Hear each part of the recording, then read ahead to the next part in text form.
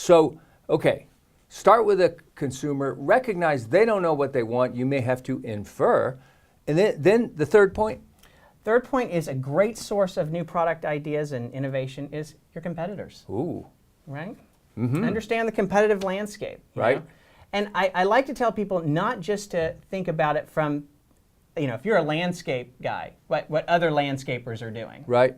Right? Think about it a little more broadly. Right? Think about categories or businesses that are maybe other service businesses but don't directly compete against you. What are they doing differently? What's the pest control person doing? What's the cleaning service doing? Do they have a guarantee? Exactly. Do they have a free trial? Are they giving something away? Is there some kind of incentive they're giving for you to bring them into your house? Are they adding other products onto their services? Are they bucketing products together for one price point? So there's a number of things you can do, not just looking at your category, because that's immediately, we're prone just to say, okay, who are the other, let's take the landscaper example. Who are the other landscapers out there and what are they offering to us?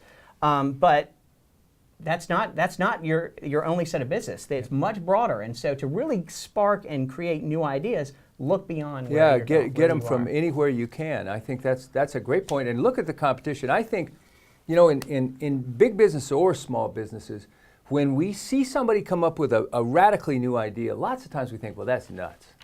They're crazy. But you gotta look at it objectively, right? Absolutely. Say, maybe it worked. Let's talk about it. Let's listen. Let's find out what their customers think. Yeah. So understand the competitive landscape. What's next? Well, after you've done all that, right, you're probably flush with ideas right now, right? You probably have a lot of ideas you want to go out there and think about. And so what we like to do, sometimes you sit down and have some brainstorming sessions, right? We've learned all this about our customer, we've inferred these, we've observed our customer, we've looked at the competitive landscape, now we've got a lot of ideas.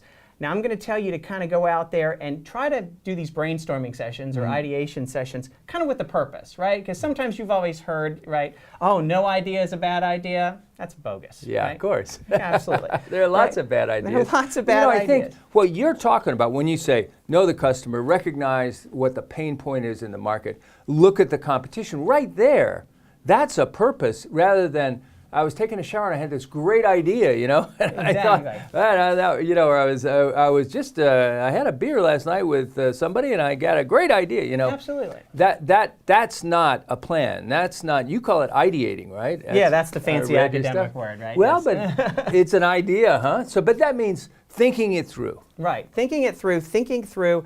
Again, and I like to think about it, let's maybe establish corridors, right? You've done this research, right? Let's take our lawn example again, right? Well, maybe I've decided that there are 3 areas I can build onto my business. I can do the maintenance, right? Kind of just mowing the yard, clipping the hedges.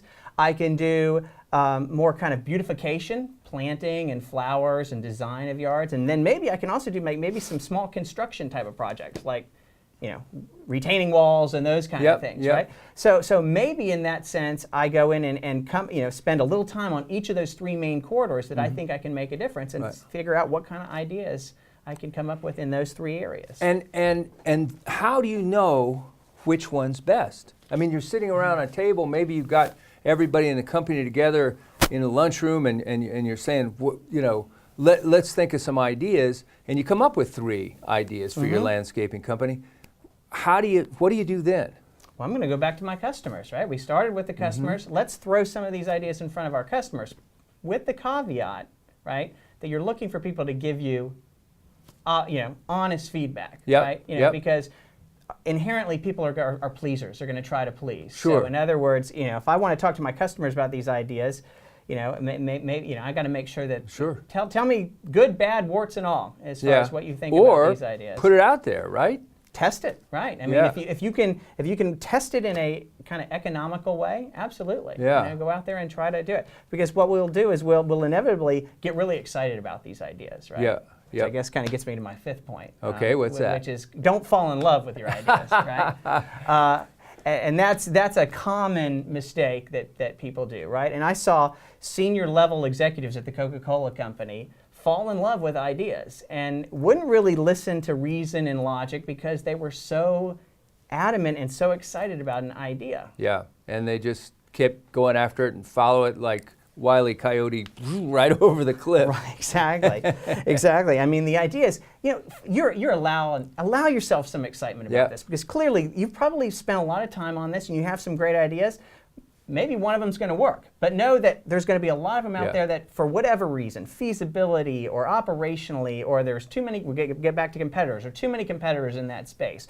Whatever it happens to be, probably are going to fall by the wayside. So you have to have the strength and the stamina to be able to kill an idea before it kills your business. Yeah, right? that's true. Now, it seems like the big CEOs, they got a lot of breathing space. They got a lot of wiggle room. They can stick with a bad idea for a long time. You and I see it. We all see it. I mean, I'm thinking, how does AOL stay in business? But they do year after year. How do you lose $32 million a quarter?